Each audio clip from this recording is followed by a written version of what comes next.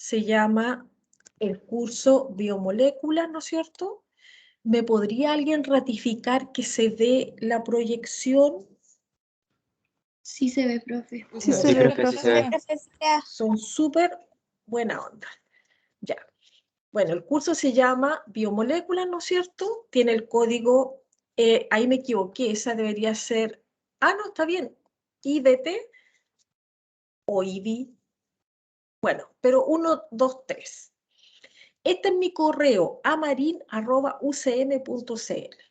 Yo tengo bastantes clases, entonces, si ustedes no me logran ubicar por Teams, me pueden enviar un mail. Y esto es también como una forma más segura de comunicarnos, ¿ya? Espero que tengan un delegado o delegada que pueda hacer las veces de intermediario de sus dudas. Supongamos que tenemos una evaluación y que ustedes están complicados con esa fecha, ustedes pueden hacerme llegar esa inquietud y buscamos una solución, ¿ya? Bueno, este programa de esta actividad curricular, yo les voy a mostrar qué resultados de aprendizaje tienen para que más o menos entiendan por qué yo voy a hacer ciertas evaluaciones. Dice identificar la estructura y el rol de cada una de las biomoléculas que participan en la producción de bienes y servicios, considerando recursos genéticos locales y o regionales. Está difícil eso, ¿no es cierto? ¿Por qué? Porque tenemos que primero conocer la unidad básica o monómero de cada biomolécula, luego la biomolécula y luego su posible uso o cómo se está usando esa biomolécula en algún contexto genético, ojalá en la región. El número 2, diferenciar las estructuras conformadas por las interacciones de las biomoléculas que forman parte de un proceso biotecnológico como producto, considerando los protocolos de bioseguridad en un contexto sustentable. Entonces, vamos a tener que hablar también de bioseguridad, que es un concepto un poquito complejo. Bueno, los ejes temáticos para alcanzar estos resultados de aprendizaje están diseñados de una forma y yo les voy a explicar cómo los voy a abordar, ¿ya? Porque no los voy a abordar exactamente como están acá. Dice biomoléculas simples, descripción y función de los aminoácidos, glúcidos, lípidos y nucleótidos. O sea, eso vendría a ser como una especie de introducción. Y después dice técnicas de análisis de las biomoléculas simples utilizadas para la producción de bienes y servicios de la región. Después dice describir y función de las proteínas, de los glúcidos, de las membranas y los ácidos nucleicos, técnicas de análisis de biomoléculas complejas que forman parte de un proceso biotecnológico y protocolos de bioseguridad en un contexto sustentable. Si ustedes se dan cuenta, es como que repitieran el monómero y después pasan al polímero. O sea, por ejemplo, dicen aminoácido y después hablan de proteína. Entonces, ¿cómo lo dividí yo? Lo dividí viendo molécula por molécula completa. Por ejemplo, vamos a comenzar viendo los glúcidos, vamos a ver el monosacárido, los polímeros y vamos a ver todo lo que tenga que ver con glúcido. Después pasamos a lípido y así, ¿ya? Porque de esa forma, de ver primero el monómero y después ver el polímero, a mí no me funciona, no me queda muy fácil o me preocupa que se vayan a perder, porque uno se desconecta. En cambio, viendo el monómero y siguiendo la línea hasta terminar con el polímero, queda mejor la idea. Vamos a ver varias técnicas bonitas, ¿ya? Entre ellas, probablemente, no sé, ustedes me tienen que contar si ya la han visto. ¿Han visto técnicas de biomoléculas? Por ejemplo, ¿han visto el PCR? Sí. ¿Sí? Sí, Ya. profe. ¿Ustedes saben la replicación del ADN? Sí. Ya, Sí, también lo perfecto. vi. ¿Ah? Está todo visto eso. Entonces podemos avanzar mucho más rápido. Bueno, en las estrategias de aprendizaje me piden 3 cosas. Bueno, las clases expositivas, ¿no es cierto?, que son clásicas. Análisis de artículos científicos. ¿Ustedes ya han analizado un artículo científico? ¿Un paper llamado comúnmente? Sí, Sí, Ya, también. ¿en español o en inglés? en ambos. Español. En ambos. Ah, estamos ok, ya. Y la técnica de análisis de caso. Esta técnica del análisis de caso consiste en proporcionar una serie de casos que presentan situaciones problemáticas de la vida real. Entonces ustedes tienen que darle una especie de solución a esta problemática.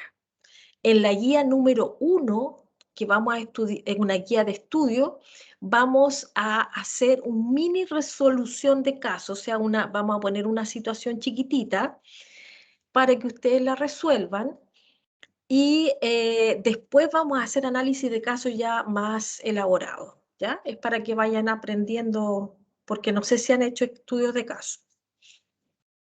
Ahora, fíjense cómo están nuestros indicadores. Nos dicen que tengo que poner una ponderación de 50 y 50 en el sistema de notas Simbad. No sé si ustedes conocen el sistema de notas Simbad donde les va el registro oficial de sus notas, ¿ya? Entonces, está como complicado porque no me permite mucha movilidad, ¿ya? Tenemos que hacerlo de acuerdo a lo que nos está pidiendo el programa. ¿Qué hice entonces yo? Respecto a la evaluación. Nos piden una prueba escrita 1, una prueba escrita 2, nos piden una exposición oral y otra exposición oral, ¿ya? Entonces, vamos a hacer la prueba escrita 1, que va a valer 70%, la exposición oral con rúbrica, obviamente, 30%, la prueba escrita 2, 50% de este 50%, o sea, viene siendo un 25%, y la exposición oral con auto y coevaluación, yo diría que vamos a hacer más auto que coevaluación, pero ahí vamos a ver.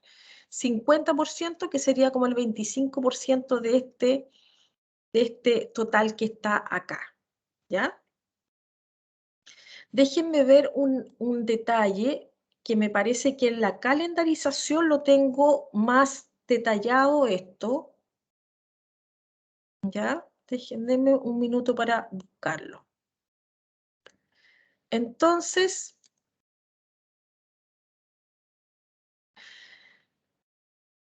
aquí está, bueno, esto ya está publicado, la calendarización ya se las publiqué, ¿ya? Ya, acá está como un poco más detallado. Se los voy a mostrar de inmediato, ¿ya? Ya. Entonces, dijimos que íbamos a tener 2 pruebas. O sea, la prueba escrita 1, yo la dividí en 2 pruebas. Porque creo que es demasiado que se jueguen. Es 70% del porcentaje de nota de este 50%. O sea, ustedes están jugándose un 35% de la nota final del curso en una sola prueba.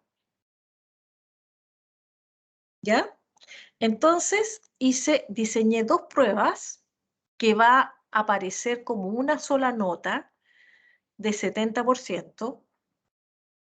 La exposición oral va a ser una, ¿no es cierto? Va a haber una prueba escrita 3. Y esa prueba escrita 3 la vamos a promediar con los estudios de caso. ¿Ya? ¿Vamos enredados o estamos más o menos claros? Entonces, esta prueba escrita 3 se supone que vale el 50% de este 50% que va a ir anotado en el sistema de notas. En el fondo va a ser 25% de su nota final. Los estudios de caso promediados con la prueba escrita 3. Y una exposición oral 2, que vamos a tratar de hacer auto y coevaluación. No sé si ustedes ya se han autoevaluado. ¿Me cuentan eso, por favor? ¿Ya han hecho autoevaluación y coevaluación? Sí, profesor. Ya, ¿y cómo les ha ido? ¿Se han Sí, puesto profe. muchas buenas notas? Sí. Ya, vamos a tratar de ser un poquito más críticos, ¿ya? Pero ahí lo vamos a ver. Entonces eso va a Profesora, ser como, dime. yo tengo una duda, es que estaba viendo el calendario que mostró previamente Y no coincide. las fechas no coinciden, sí. Ya, en las que coinciden son estas de acá, de este.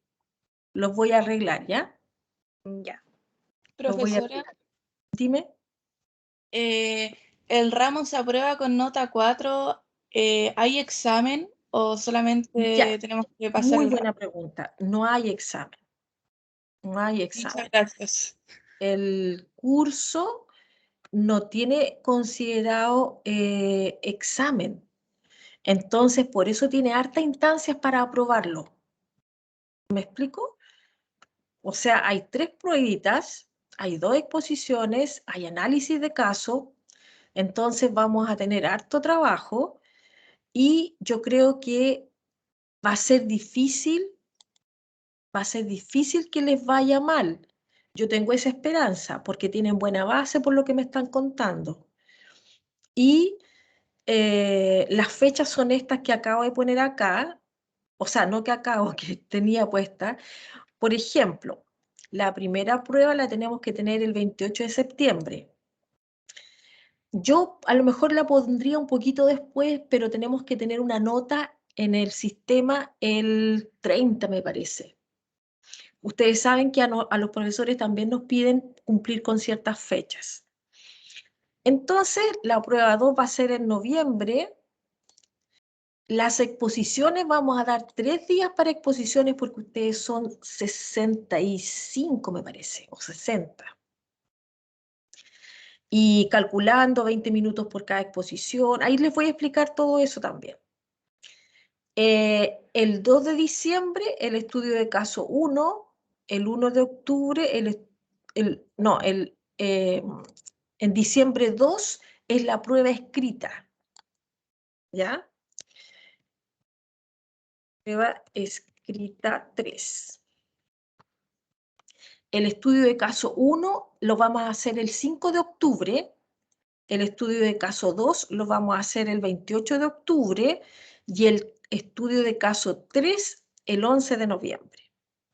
Y la segunda sesión de exposiciones serían en noviembre 23, 25 y 30. Todo esto lo podemos sortear o lo podemos hacer voluntario, como ustedes quieran, ¿ya? Las pruebas recuperativas debidamente justificadas en diciembre 7. Ahora, quiero que me cuenten cómo ustedes manejan el caso de las inasistencias a prueba. ¿Qué pasa cuando ustedes faltan a una prueba? ¿Con quién hablan? ¿Con el profesor o con la directora de escuela?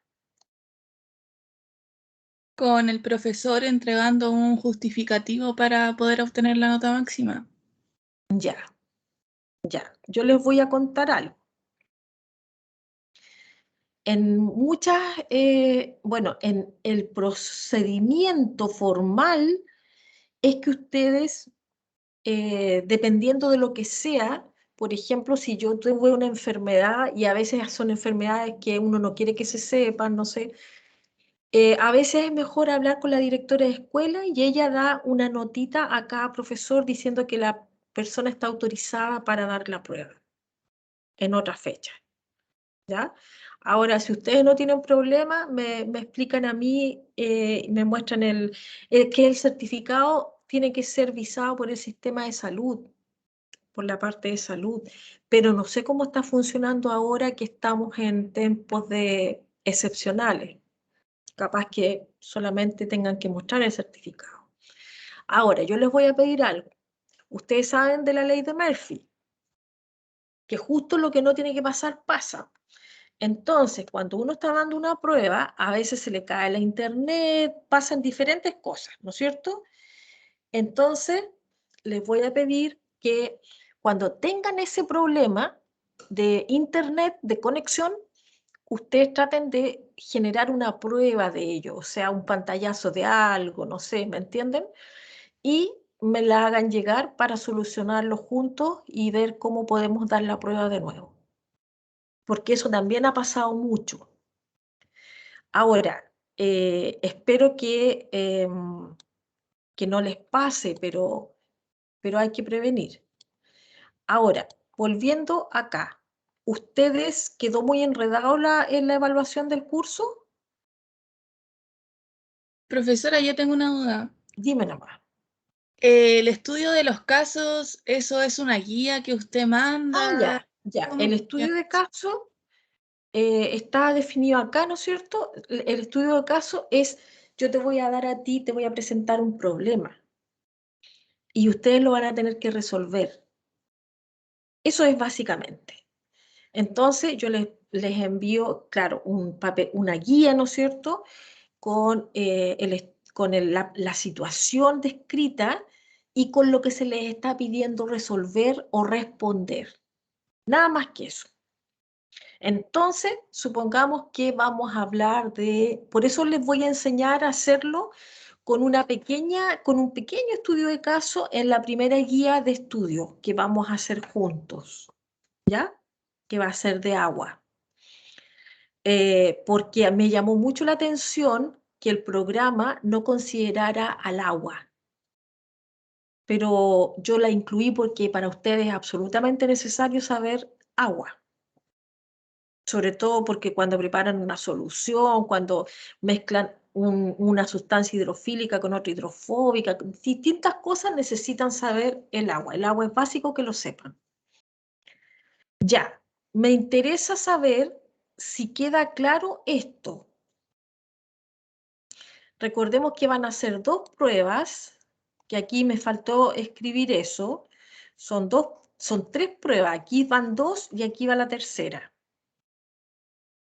En la calendarización sí que está bien escrito, ¿ya? Es que olvidé actualizar esta presentación. Profe, Entonces, dime.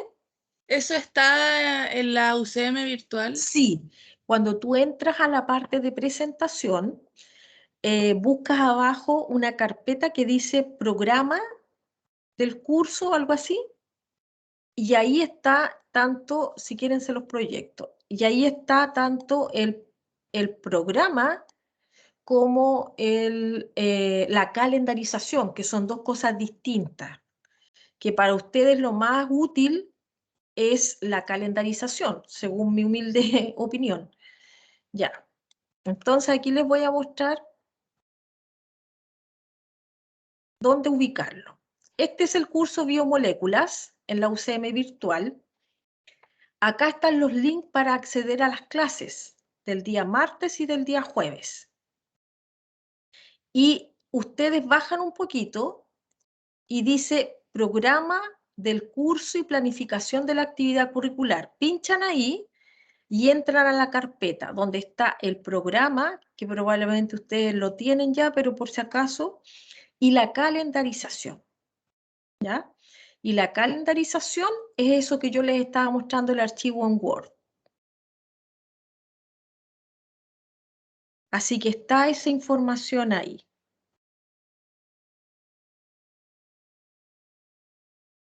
Ya, ahora seguimos adelante con la presentación. Ya Profesora, hemos visto. Dime, ¿me escucha bien? Tengo una sí, duda, por favor.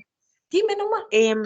¿Qué pasa con, por ejemplo, los que tenemos tope de horario? ¿Cómo sería el justificativo a usted con copia a la jefa de carrera? Si es que hubiese un seminario, alguna disertación o una prueba. ¿Qué tope de horario tienes tú? Yo tengo con selección asistida por marcadores. No, pero ese sería, ¿qué día? ¿Me puedes contar? El martes, El martes, o sea, ¿te topan las 2 horas? sí. Chuta, tan complicado. Ya, lo que tendríamos que hacer en tu caso Las pruebas me parece que yo las puse todos los días martes. A ver, veamos. ¿Alguien me puede ver qué día cae el 28 de septiembre? Cae día martes, profesora, también. Claro, día martes. ¿Hay alguien más que esté en el problema tuyo?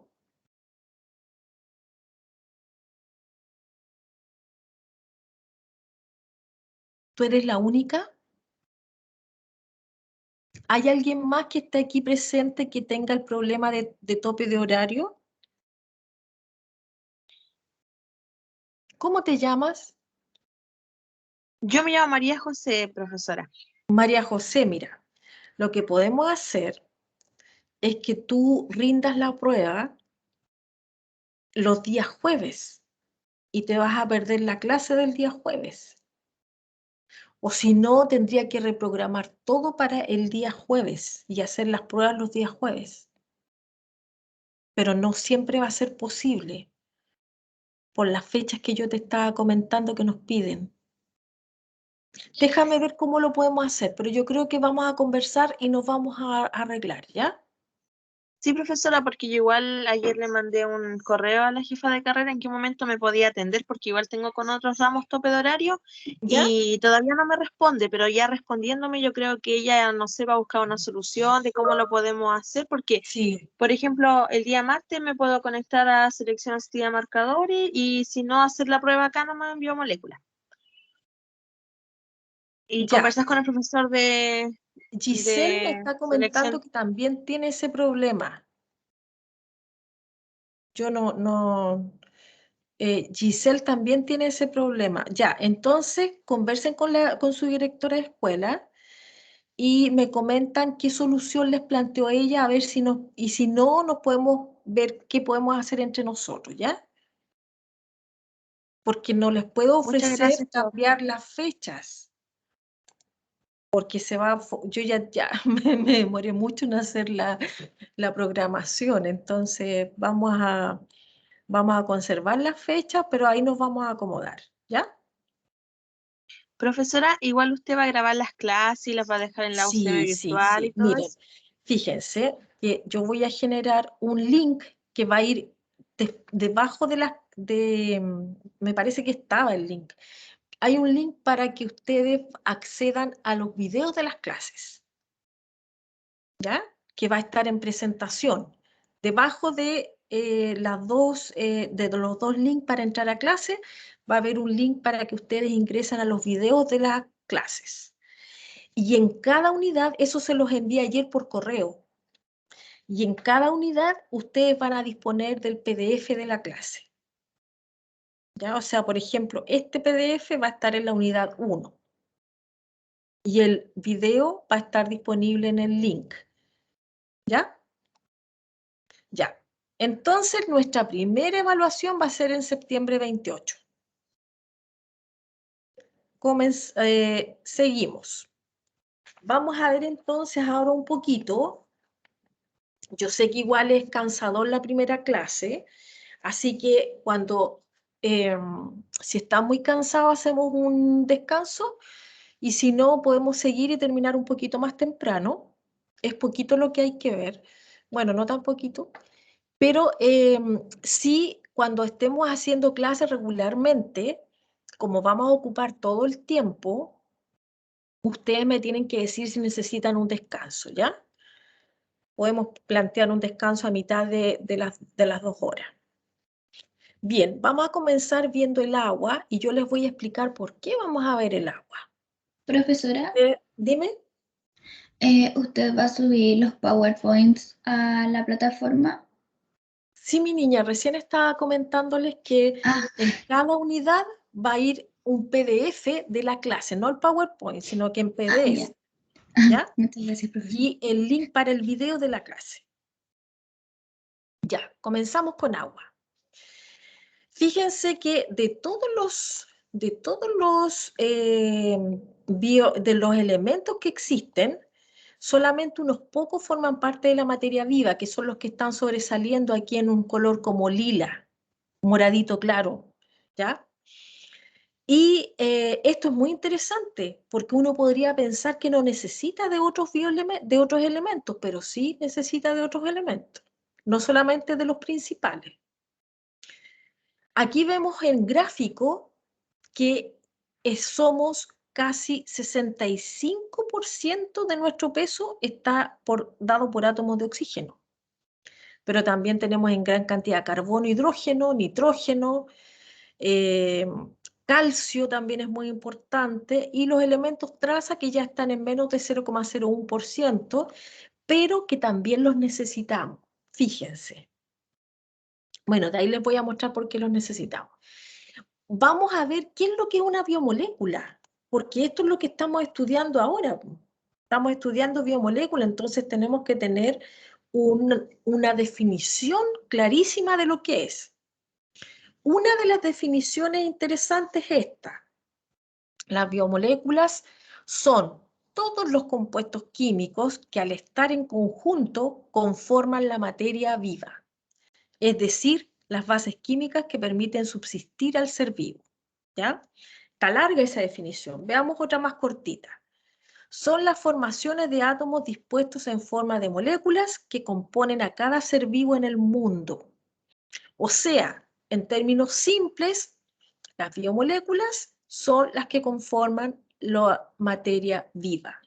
Y las biomoléculas pueden ser orgánicas o inorgánicas. Ustedes creo que ya tuvieron una química orgánica. Dentro de las orgánicas están los glúcidos, los lípidos, las proteínas y los ácidos nucleicos, que son los que nos pide el programa estudiar. Pero dentro de las inorgánicas está el agua, que es muy importante, y las sales minerales. Ahora, los elementos que componen estas biomoléculas pasan a llamarse bioelementos. Y lo que yo les decía, que necesitamos de todos los bioelementos, ¿ya? O sea, todos los que aparecían ahí en color lila los necesitamos. Por ejemplo, el calcio lo necesitamos para la formación de los huesos y dientes. Lo podemos encontrar no solo en la leche, sino también en derivados del pescado, en nueces. O sea, lo que nos dice la mamá, tiene que comer de todo, es verdad. Hay que ser variado en la dieta, ¿ya? Y si una persona es vegetariana, sobre todo tiene muy claro que tiene que tener una dieta muy variada. Incluye distintos tipos de vegetales para poder alcanzar la nutrición correcta. El agua, entonces, entramos ya en tierra derecha. El agua y sus funciones biológicas. Aquí estoy convenciéndolos de por qué es importante estudiar el agua. En promedio, el agua constituye el 75% del peso del organismo, pero esto va a depender, por ejemplo, de la especie. En las medusas estamos hablando de 95% de agua. El tipo de tejido, un tejido óseo no tiene la misma cantidad de agua que un tejido, por ejemplo, del hígado, un tejido hepático. Y un tejido hepático no tiene la misma cantidad de agua que quizás un trozo de piel. La edad del individuo. Cuando somos bebés tenemos más agua que cuando somos adultos y que cuando somos viejitos. Los viejitos tienen menos agua, están más deshidratados. En general, siempre ellos están un poquito más con menos agua. El agua es un medio de reacción y es un reactivo. Las dos cosas, ¿ya? O sea, permite que en ella ocurran las reacciones y a su vez también es un reactivo, sobre todo para las reacciones de hidrólisis. Por ejemplo, aquí tenemos un disacárido. Esto que está aquí es un monosacárido, este es un monosacárido unido por un enlace glucosídico. Y cuando hacemos el ingreso de agua, o sea, hacemos una hidrólisis, vemos que se divide el disacárido en 2 monosacáridos, ¿ya? Esto es un ejemplo. Es un regulador térmico. Cuando tenemos mucho calor, ¿qué es lo que nos pasa? Empezamos a evaporar agua, ¿no es cierto? Y al evaporar agua, como el agua para evaporarse requiere gran cantidad de energía calórica, disipamos también gran cantidad de energía calórica a través de la evaporación del agua. Y ahí baja la temperatura. Esta estructura la conocen, la estructura que acabo de presentar a la derecha, ¿la conocen? ¿Son cloroplastos o no? Sí, muy bien. Estos son cloroplastos, estos, los que se ven aquí, estos, los elípticos. Estos son cloroplastos. Pero ¿cómo se llama la estructura completa? Este orificio que se ve aquí como una boquita se llama ostiolo. Y todo esto que está aquí, chicos, es una célula. Todo esto es una célula. Por lo tanto, al frente también hay otra célula. Y esto en total se llama estoma. El estoma está en las plantas, principalmente en las hojas, en el embés de la hoja, o sea, en la parte de abajo. ¿Y qué es lo que, para qué sirve? A través, el estoma puede abrirse así como está aquí, abierto el orificio, el ostiolo, o cerrarse. Cuando la planta está a muy alta temperatura, o sea, hace mucho calor, empieza a evaporar agua en forma de vapor, ¿no es cierto? Y esto se llama transpiración. ¿Ya? ¿Para qué más sirve el ostiolo? O sea, el estoma, para que ingrese CO2 para la fotosíntesis y en paralelo también sale oxígeno producto de la fotosíntesis. ¿Ya? Entonces, cuando una planta está a muy alta temperatura, lo primero que va a hacer es evaporar agua a través del ostiolo del estoma.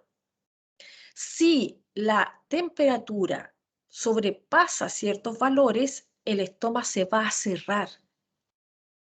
Fíjense, se va a cerrar, va a parar de transpirar porque va a perder demasiada agua y la planta se puede marchitar. ¿Se entendió la idea o cómo vamos hasta acá?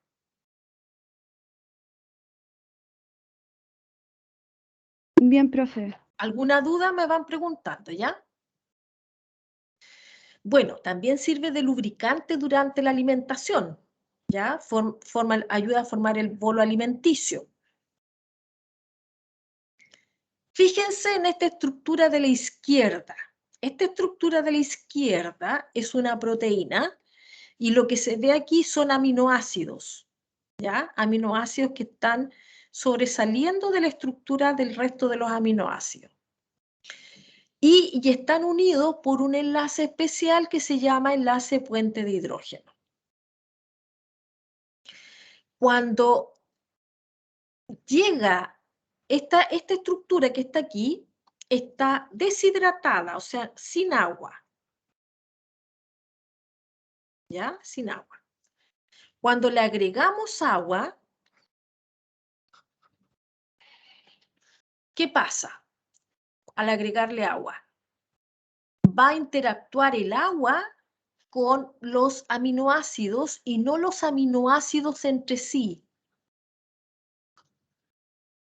¿Ya? Aquí están interactuando los aminoácidos entre sí mediante un enlace puente de hidrógeno.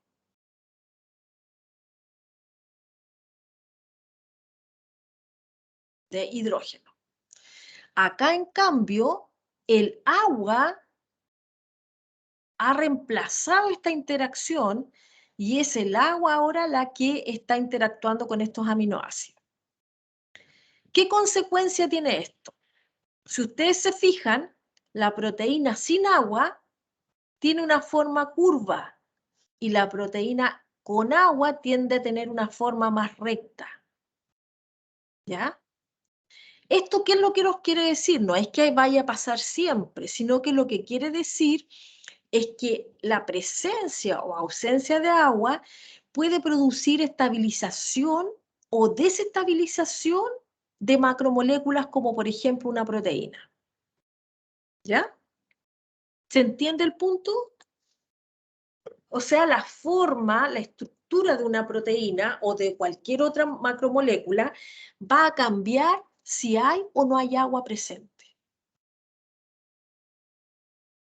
¿Dudas?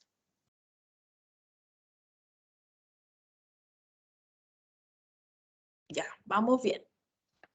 Veamos por qué pasa esto. Esto probablemente ya lo vieron ustedes, pero estamos haciendo como un repaso para quedar de acuerdo con lo que tenemos que saber. Características químicas del agua. Ya, ¿por qué el agua es tan especial? Tenemos que, vamos a tener un gran átomo de oxígeno que es muy electronegativo. Es grande, es electronegativo. ¿Qué quiere decir esto? Que atrae los electrones con mucha fuerza. Y vamos a tener dos átomos pequeños de hidrógeno que no son tan electronegativos, ¿no es cierto? Son más pequeñitos. En un enlace covalente normal, se comparten, este es un enlace covalente, están compartiendo electrones. En un enlace covalente normal, los electrones compartidos deberían quedar aproximadamente en la mitad de distancia entre los dos átomos, ¿ya? Aproximadamente a la mitad. Sin embargo, acá vemos que están desplazados hacia el oxígeno. ¿Se fijan? Están más cerca del oxígeno. ¿Por qué? Porque el oxígeno los atrae con mayor fuerza que el hidrógeno. Es más electronegativo. ¿Hasta ahí se entiende o esto ya lo habían visto? ¿Ya lo habían visto esto, chicos? Sí, profe. Lo Ya. habíamos visto el semestre pasado. Perfecto. Entonces, esto va a generar un delta negativo, un delta o carga parcial, ¿ya? O sea, acá hablan de carga negativa neta, pero debería ser carga parcial o delta. Negativo en el caso del oxígeno y positivo en el caso del hidrógeno. Entonces, este enlace, ¿cómo se llama? ¿Ya lo vieron? ¿Cómo se llama? Covalente. Covalente. Polar. Covalente polar, sí. Eso, ahí sí. Ya, entonces vemos que eso no ocurre en moléculas que tienen, por ejemplo, el carbono y el oxígeno, a pesar de que el oxígeno es fuerte, porque el carbono también es grandecito, ¿ya? Entre el carbono y el cloro tampoco, pero sí entre el oxígeno y el hidrógeno. Entonces vamos a tener un dipolo y si ponemos una molécula de agua frente a otra molécula de agua, el delta negativo del oxígeno va a atraer al delta positivo del hidrógeno y va a formar una atracción, ¿no es cierto? Los va a mantener unidos mediante un enlace débil que se llama, este es el enlace puente de hidrógeno, ¿ya? Esto para acá no debe estar. Este es el enlace puente de hidrógeno, el débil. Este es el covalente polar. ¿Ya? Entonces, este enlace tiene varias características. se puede romper con cierta facilidad. O sea, ustedes le aplican un poquito de energía calórica y el enlace se va a romper, ¿no es cierto? ¿De qué otra forma pueden romper un enlace puente de hidrógeno?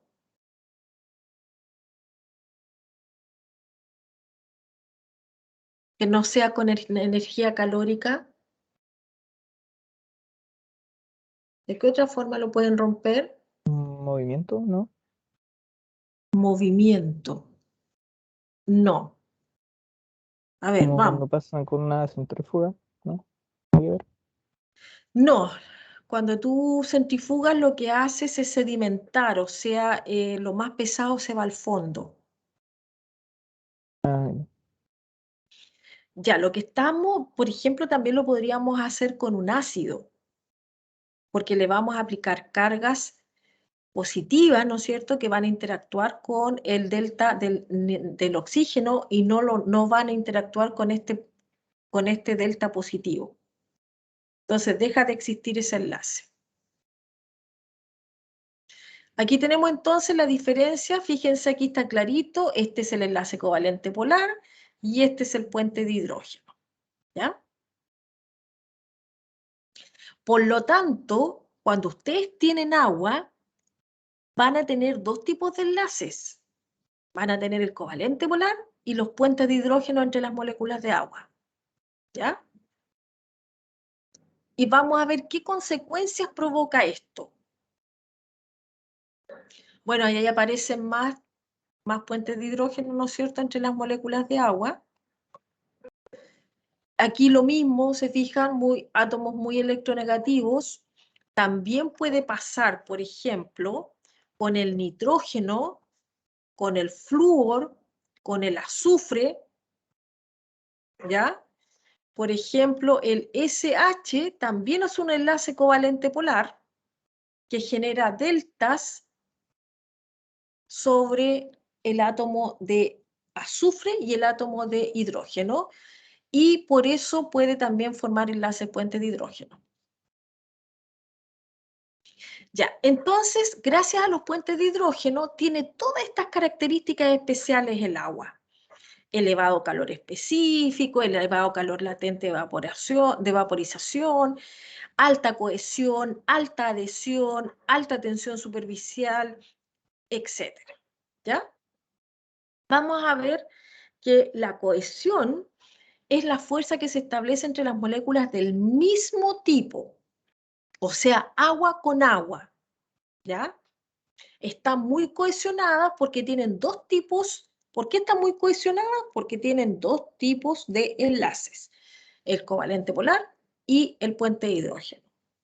Mientras que la adhesión es la fuerza que se establece entre las moléculas de distinto tipo. Por ejemplo, adhesión entre las moléculas de agua con la pared de un capilar. Un capilar es un tubito muy finito, ¿ya? Como ocurre, por ejemplo, en los tubos cilemáticos. Ustedes saben lo que es el xilema de las plantas. El xilema es un tubo muy fino y el agua puede subir a través de él, gracias a que es cohesionada y a que se adhiere. Se va adhiriendo a las paredes y va subiendo. Bueno, también sube por otros motivos, porque también es tirada, hay una especie de tiraje por la transpiración, ¿ya? Pero eso es para que lo vean más adelante. Y la tensión superficial se define como la fuerza por unidad de longitud que actúa a través de cualquier línea en una superficie y que tiende a mantenerla cerrada. Veamos, que son esos tres ejemplos los que yo les puse. La adhesión y cohesión es la que permite que suba el agua por el capilar, en este caso sube. Fíjense que están cohesionadas entre ellas y adheridas a las paredes. Sube el agua a través de los capilares cilemáticos, ¿no es cierto? Y puede llegar a grandes alturas, ayudada también por la fuerza de la transpiración.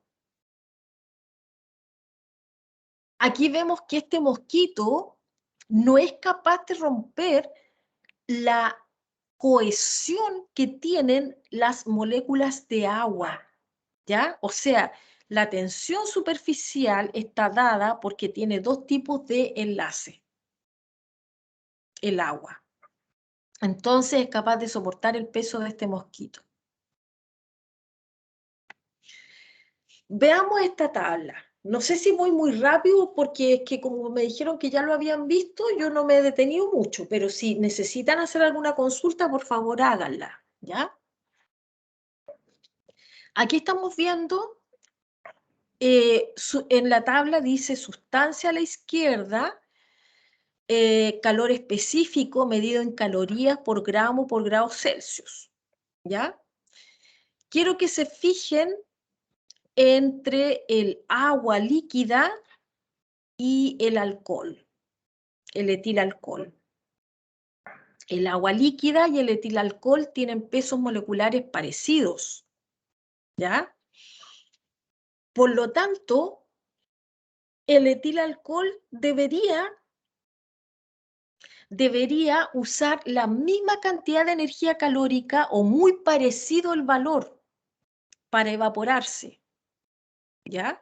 Sin embargo, el agua ocupa mucho más energía calórica.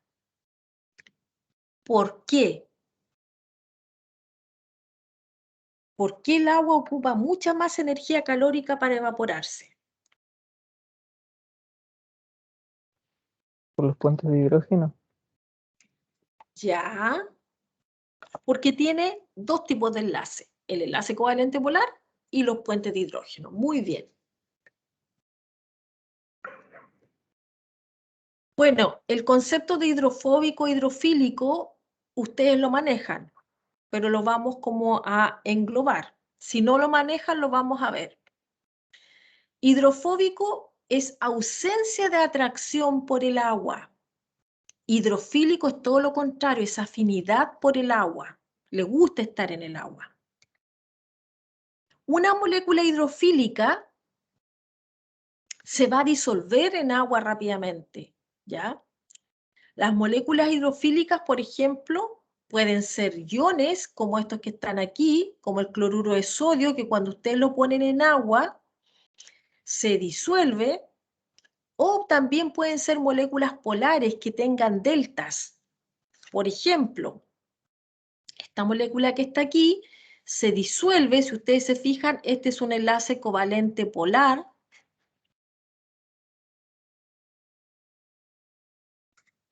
¿ya? Covalente polar, y genera un delta positivo que le permite atraer al oxígeno del agua y formar un enlace puente de hidrógeno.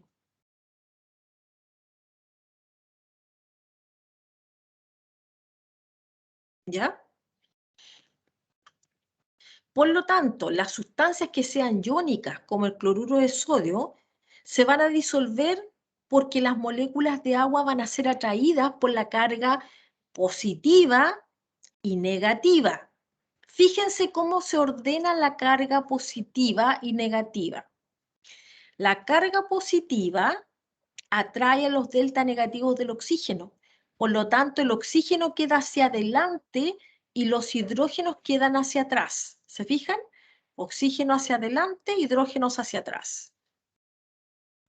En el caso de la carga negativa, que es el cloro, los hidrógenos quedan hacia adelante y los oxígenos quedan hacia atrás.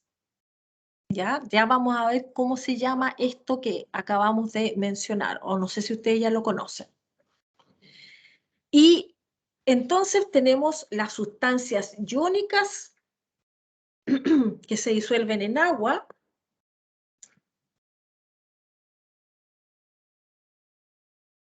Y también vamos a tener sustancias polares. Por ejemplo, la urea, que es el ejemplo. Y esta sustancia polar se puede disolver en agua porque puede formar puentes de hidrógeno. ¿Ya? Mientras que una molécula hidrofóbica tienen mucho carbono hidrógeno. Y el carbono hidrógeno no interactúa con el agua, no tiene deltas, ¿ya? Y entonces, si ustedes se fijan, esta molécula que está aquí en verde tiene mucho carbono hidrógeno, carbono hidrógeno, carbono hidrógeno. Llega el agua y empieza a rodearla porque no sabe qué hacer, o sea, no puede interactuar con ella de ninguna forma, no puede establecer enlaces porque no hay deltas, ¿ya? Aquí tenemos el estado 1 con dos moléculas de hidrocarburo, que son, las de hidrocarburo son hidrofóbicas. Estas dos moléculas están separadas y vemos que cada una tiene una especie de jaula de moléculas de agua, ¿ya? Que sería esto que está rodeándola aquí, ¿sí? Y en el fondo, aquí se están desgastando las dos. Esta se está desgastando y esta se está desgastando al estar rodeada por moléculas de agua. Es como cuando uno está con gente que le cae mal. Uno no se siente bien, se desgasta. ¿Qué es lo que hacen entonces? Unámonos estas dos amarillitas. ¿Y qué es lo que va a pasar? Que va a disminuir el área de contacto. ¿Ya? Por lo tanto, ahora la jaula, si ustedes se fijan, es una sola jaula y es menor el área de contacto. ¿Qué quiere decir? Que toda esta zona de aquí está energéticamente estable porque no está en contacto con el agua. Esta es una interacción hidrofóbica. La vamos a insistir un poquito en ella. Aquí tenemos una molécula hidrofóbica y otra molécula hidrofóbica. Y está en medio del agua. ¿Se fijan? O sea, toda esta área está expuesta al agua. Lo mismo aquí, toda el área de la molécula está expuesta al agua. Esto ocurre cuando ustedes recién mezclan, por ejemplo, agua con aceite y los obligan a mezclarse, ¿ya? Pero si lo dejan reposar, o sea, si esperan un momentito, las moléculas hidrofóbicas van a empezar a interactuar entre sí, ¿ya? Esto que está aquí son interacciones, no sé si se va a ver, lo voy a correr para acá.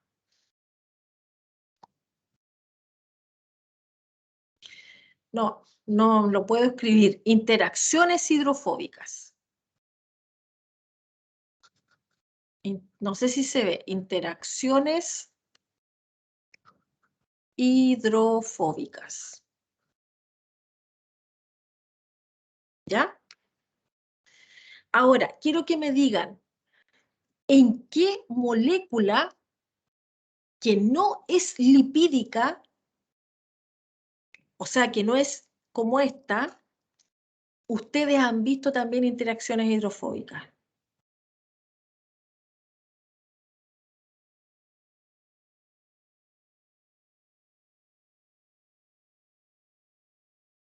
¿En qué molécula ustedes también han visto interacciones hidrofóbicas? Se los dejo de consulta y lo discutimos en la próxima clase, ¿ya? Este es otro concepto que es muy importante para ustedes, que se llama gradiente de agua. Cada vez que a ustedes le den la palabra gradiente, significa que hay una diferencia, ¿ya? Diferencia de algo. En el caso del agua, es una diferencia de energía potencial, ¿ya? Por lo tanto, no podemos hablar de concentración de agua, sino de energía potencial o potencial hídrico, que se representa generalmente con ese tenedor hacia arriba y ahí, con la W o el tenedor hacia arriba y A. ¿Ya? Potencial hídrico. Entonces, ¿qué es lo que es este gradiente? ¿Qué es lo que es este potencial hídrico? Es energía que tiene el agua. Energía que tiene el agua para hacer trabajo. ¿Ya? ¿Y cuál será el trabajo que hace el agua? ¿A alguien se le ocurre cuál es el trabajo que hace el agua?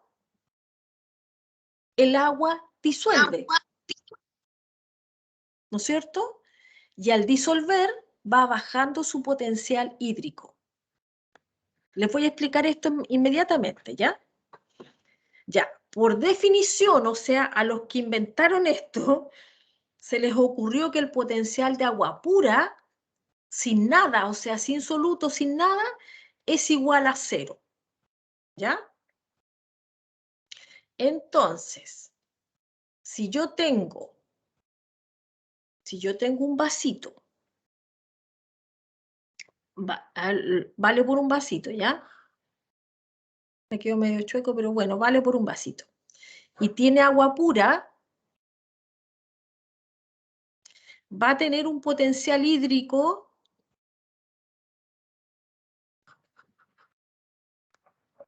o un phi water igual a 0, ¿no es cierto? Agua pura. ¿Qué pasa si yo le agrego ahora una cucharadita o una cucharada ya de sal? Aquí yo voy a hacer el vaso con la cucharada de sal, ¿ya? Este tiene agua más sal. ¿Qué pasa cuando el agua empieza a entrar en contacto con la sal, con el cloruro de sodio? Ya lo vimos anteriormente. Empieza a rodear los átomos, ¿se acuerdan? Empieza a rodear las cargas. Para rodear las cargas va a perder energía porque tiene que moverse. Por lo tanto, el potencial aquí, potencial del agua acá, va a ser menor que el de aquí. ¿Qué quiere decir esto? Lo único que nos queda después del 0 es que sea negativo. Díganme si se entiende, porque igual lo vamos a ejercitar. ¿Se entiende hasta ahora un poquito el concepto o no?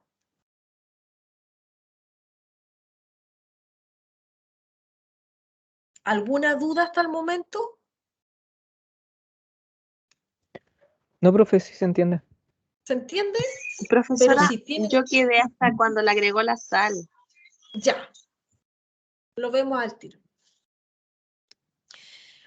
Ya, sabemos que el potencial de agua pura es 0, ¿no es cierto? Está llena de energía. Y al estar llena de energía, el potencial es 0. ¿Qué pasa si yo le agrego sal? Ya lo vimos anteriormente. ¿Qué pasa si le agrego sal? El agua con sal, ¿qué es lo que hace? Se ordena alrededor del átomo, formando esto que se llama, yo se lo iba a decir de ahí, pero se llama capa de solvatación. ¿Ya? Esta también es una capa de solvatación. Y no es una, forman muchísimas, de tal forma de mantener separados los iones y que queden disueltos y se ve el agua clarita, ¿no es cierto? Porque quedan disueltos. Entonces, cuando tenemos el agua pura, tiene un potencial de 0. Si yo le agrego sal, el agua va a tener que desplazarse. Para eso necesita energía, ¿no es cierto? Se va a tener que desplazar y va a tener que acomodarse alrededor de cada átomo, de cada carga, para formar la capa de solvatación. Y esto le quita energía, ¿no es cierto? Hace bajar su energía. Entonces, al ser la energía menor que 0, lo único que nos queda es que se convierta en negativo. Díganme si hay dudas todavía. ¿Hay alguna duda por ahí? No, profesora, está claro. Gracias. Vamos a insistir un poquito más.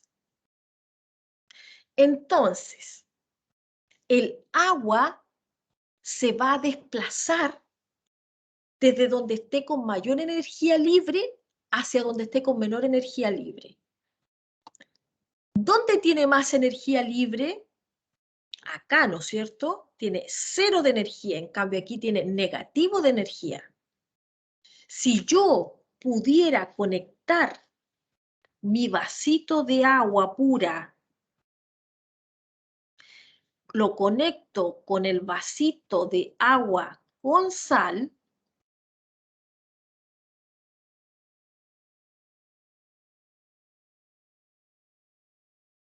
y este es agua pura,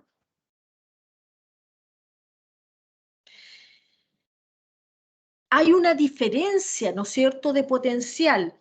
Este potencial es 0 y este potencial es negativo. Y me está diciendo que el agua se va a mover de donde esté más positivo hacia donde esté más negativo. Entonces, ¿hacia dónde se va a mover el agua? Desde aquí hacia allá.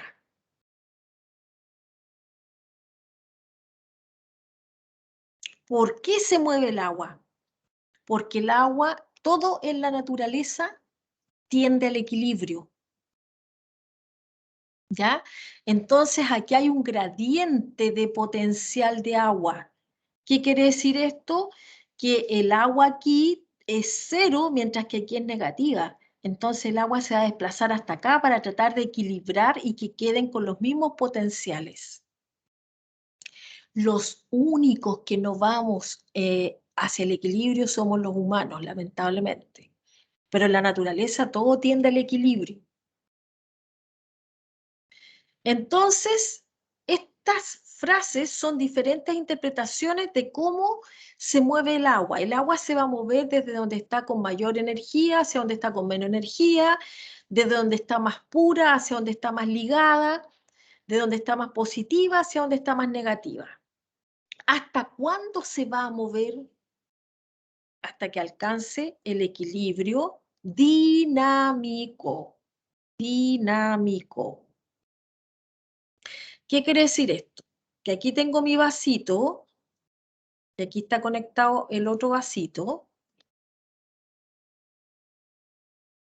Este era el de agua pura,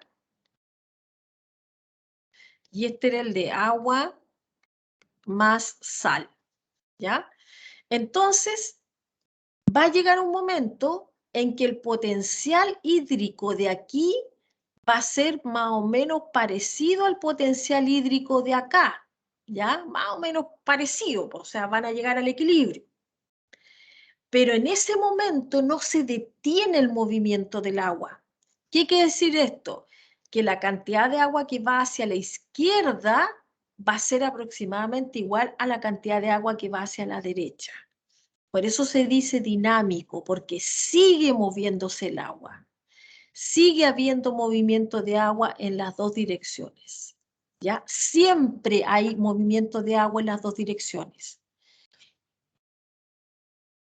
Solamente que al principio, como el gradiente es diferente, la cantidad de agua que se mueve hacia la izquierda es, hacia la derecha, perdón, es mucho mayor. Esto vale por una flecha por si acaso. Ya. Que la cantidad de agua que va hacia la izquierda. ¿Ya? Por eso el flujo neto es que está pasando agua hacia la derecha. Lo vamos a ver con un ejercicio, ¿ya?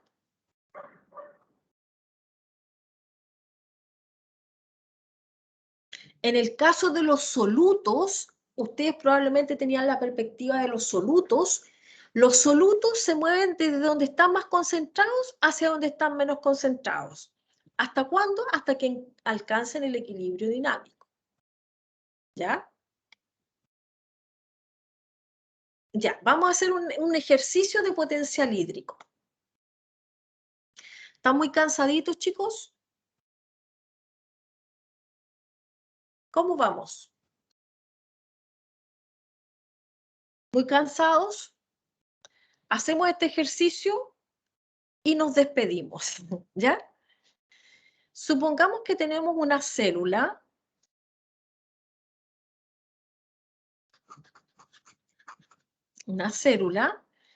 y la vamos a poner en un medio.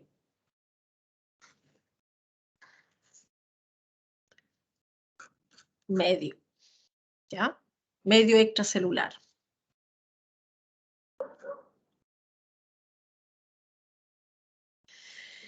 Ya. La célula, pregunta para ustedes, ¿la célula puede tener potencial hídrico igual a 0? A ver, ¿quién me responde eso? ¿La célula puede tener potencial hídrico igual a 0?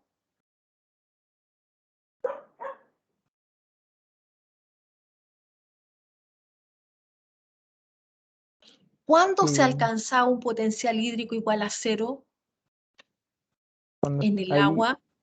cuando está Cuéntame. pura, ¿Ah? cuando está pura, ¿La célula pero alguna vez va a tener agua pura? ¿Va a ser completamente de agua pura? No. Nunca, perfecto, ahí está la respuesta, ¿no es cierto? Siempre el potencial hídrico celular es negativo. ¿Ya? Porque nunca una célula no va a tener nada más que agua. La célula va a tener iones, proteínas, glúcidos, etcétera, etcétera. Entonces siempre va a tener agua interactuando con esas moléculas o con esos iones y por lo tanto el potencial hídrico va a ser negativo. ¿Ya? Entonces, supongamos que esta célula tiene un potencial hídrico celular igual a menos 60 milipascales. No vamos a usar me van a matar los físicos, pero no vamos a usar la unidad, ¿ya? A menos 60. Y que el potencial hídrico del extracelular es igual a menos 20. Chicos, recordemos que la membrana es semipermeable, va a dejar pasar el agua, ¿no es cierto? Ya. Ahora cuéntenme, ¿hacia dónde va a haber mayor desplazamiento de agua? ¿Desde el extracelular hacia la célula o desde la célula hacia el extracelular? Les voy a ayudar. Aquí tenemos el 0, que es el potencial de agua pura, sin nada. Aquí vamos a tener el menos 20 y aquí vamos a tener el menos 60. Ya chicos, ¿hacia dónde se va a mover el agua? Desde el extracelular al intracelular. ¿Están todos de acuerdo?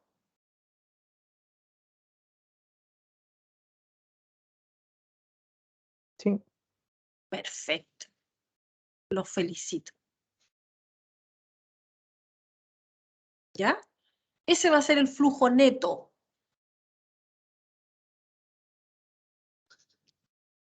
Neto de agua. Pero en paralelo también sale un poquito de agua. Porque nunca esto es estático. ¿Ya? O sea, siempre va a haber un poco de agua saliendo, pero el mayor flujo es a entrar. ¿Ya? ¿Hasta cuándo creen ustedes que va a entrar agua? Hasta que logre un Hasta el equilibrio. equilibrio. Hasta que lleguemos al equilibrio. O sea, que el potencial hídrico celular sea más o menos parecido al potencial hídrico del extracelular, ¿no es cierto? Y en ese momento, ¿se detiene el movimiento del agua? No. No. Lo que pasa en el equilibrio dinámico es que la cantidad de agua que entra es aproximadamente igual a la cantidad de agua que sale. Por eso se habla de equilibrio dinámico, que es el que ocurre en la naturaleza, ¿ya? A nosotros nos enseñaron otra cosa en el colegio, pero esto es lo que ocurre en la naturaleza. ¿Dudas sobre este ejercicio?